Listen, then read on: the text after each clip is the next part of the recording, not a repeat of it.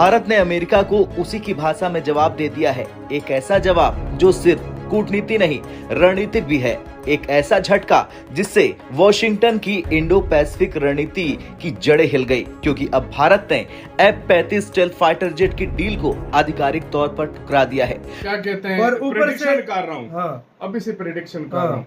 अगर इसने अमेरिका ने टैरिफ लगा भी दिए ना, कुछ टाइम बाद वो टैरिफ वापस लेगा, मुझसे वापस लेगा। और मैं एक और बात कर रहा हूँ, प्रेडिक्शन ऊपर से F-35 की डील सिरे से हाँ उन्होंने कैंसिल कर दिया। इंडिया ने कहा भाई नहीं चाहिए तेरा ये सारा कुछ। इस समय वो पुतिन से बहुत नाराज है, क्योंकि पुतिन उसकी डील्स के आड़े में आ रहा है। भारत उनकी डील्स के आड़े में आ रहा है क्योंकि भारत ने सीधे सीधे उनके JF-35 को मना कर दिया है। तो जो उनको भाई साहब को जो ब्राउनी पॉइंट मिलने थे वो नहीं मिल रहे। डोनाल्ड ट्रंप को मैंने पहले बोला था आपको कि पागल कर दिया है मोदी जी ने, कि यार सारी दुनिया मेरे सामने झुकती है, एक मोदी है वो झुकने का नाम ले रहा है। एक तो वो है कि F-35 नहीं खरीद रहा है। अंदाजा लगाओ भाई, आप अंदाजा लगाओ। इंडिया ने कहा हमारे पास देश और है, ये 8-9 बिलियन डॉलर की डील बन जाती है अगर इतने 60 भी F-35 लेता तो। बिल्कुल, बल्कि इससे भी ज्यादा बन जाती भाई। ये बहुत बड़ी, इससे भी ज्यादा बन जाती भाई।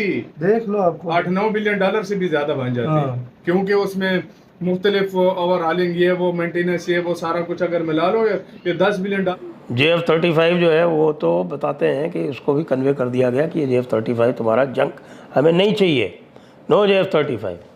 तो मोदी से नाराजगी, बीच में आसिम मुनीर को बुला लिया। जय हिंद दोस्तों, भारत को टैरिफ की धमकी देने वाले डोनाल्ड ट्रंप की भारत ने अकड़ निकाल दी है और अब वह अपना माथा पीटते हुए यह बोल रहे हैं कि हमसे बहुत ही बड़ी गलती हो चुकी है। और देश चीन भी एक टाइम पे आके झुक गया और डील उसके साथ करने जा रहा है। इधर भारत पे इतना प्रेशर डाला लेकिन डील नहीं किया। क्या तो मैं सीरियसली वो क्या कहते हैं, और ऊपर से कर रहा हूँ। अभी से प्रेडिक्शन कर रहा हूँ। अगर इसने अमेरिका ने टैरिफ लगा भी दिए ना, कुछ टाइम बाद वो टैरिफ वापस लेगा, मुझसे वापस लेगा। और मैं एक और बात कर रहा हूँ, प्रेडिक्शन ऊपर से F-35 की डील सिरे से हाँ उन्होंने कैंसिल कर दिया। इंडिया ने कहा भाई नहीं चाहिए तेरा ये सारा कुछ, हमें तो अपने पास रहा। अंदाजा लगाओ भाई, आप अंदाजा लगाओ। इंडिया ने कहा हमारे पास देश और है, ये 8-9 बिलियन डॉलर की डील बन जाती है अगर इतने 60 भी F-35 लेता तो। बल्कि इससे भी ज्यादा बन जाती भाई। ये बहुत बड़ी, इससे भी ज्यादा बन जाती भाई। देख लो आपको 8-9 बिलियन डॉलर से भी ज्यादा बन जाती, क्योंकि उसमें मुख्तलिफ ओवरहॉलिंग ये वो मेंटेनेंस ये वो सारा कुछ अगर मिला लो ये 10 बिलियन डॉलर को क्रॉस कर जाती। बिल्कुल भर जाती।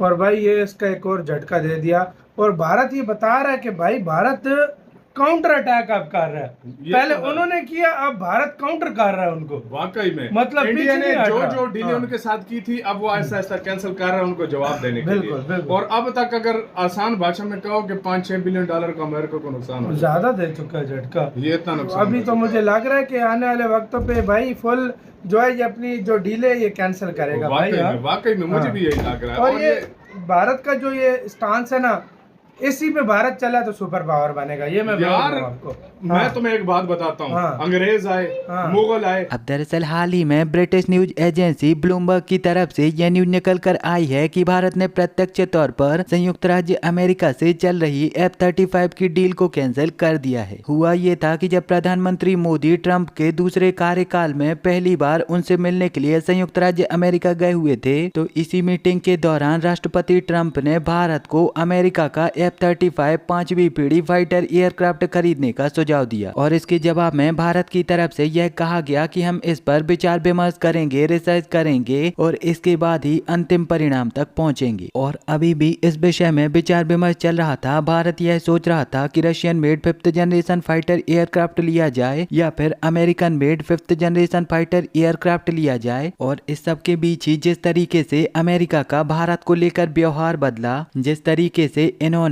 पाकिस्तान को बढ़ चढ़कर अपना समर्थन दिया, ऑपरेशन सिंदूर को लेकर बार बार ये बोला कि उन्होंने सीज फायर करवाया है, साथ ही साथ संयुक्त राज्य अमेरिका को भारत विरोधी बनाया और बार बार भारत पर टैरिफ लगाने की बात की। तो इसे देखकर भारत ने तत्कालीन समय में भारत को संयुक्त राज्य अमेरिका के द्वारा दिए गए इस प्रस्ताव को खारिज करते हुए यह कहा है कि यह विमान बहुत ही ज्यादा महंगा है और यह भारत के हिसाब से नहीं है और इसीलिए हम इस विमान को नहीं खरीद सकते। भारत ने संयुक्त राज्य अमेरिका को डिप्लोमेटिक भाषा में अप्रत्यक्ष तौर तौर पर इनकार करते हुए साफ साफ ये कहा है कि हम अमेरिकन नहीं बल्कि रशियन मेड एयरक्राफ्ट खरीदेंगे। और भारत ने केवल संयुक्त राज्य अमेरिका के इस प्रस्ताव को ही खारिज नहीं किया बल्कि संयुक्त राज्य अमेरिका को एक कड़ा संदेश दिया है कि अगर राष्ट्रपति ट्रंप इसी प्रकार से अपनी मनमानी करते रहेंगे और भारत के खिलाफ इस प्रकार का व्यवहार दिखाएंगे तो हम अपना एक नया पार्टनर चुन लेंगे और हम संयुक्त राज्य अमेरिका के वर्चस्व को बरकरार रखने में इंडो पैसिफिक में चाइना के खिलाफ संयुक्त राज्य अमेरिका की कोई भी मदद नहीं करेंगे। कि वो आसिम मुनीर को बेवकूफ़ बना रहे हैं कि आसिम मुनीर को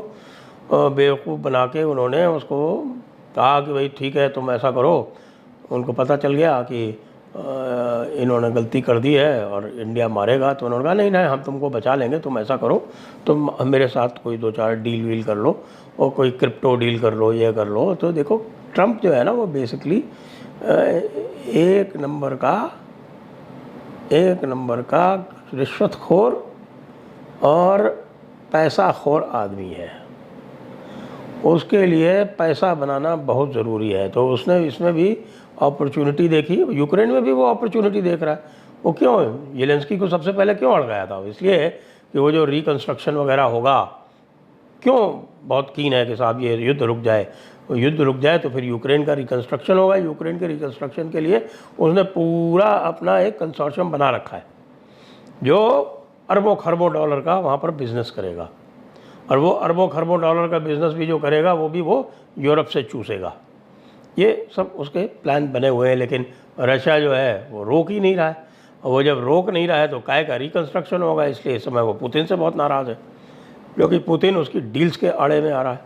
भारत उनकी डील्स के आड़े में आ रहा है क्योंकि भारत ने सीधे सीधे उनके JF-35 को मना कर दिया है। तो जो उनको भाई साहब को जो ब्राउनी पॉइंट मिलने थे वो नहीं मिल रहे।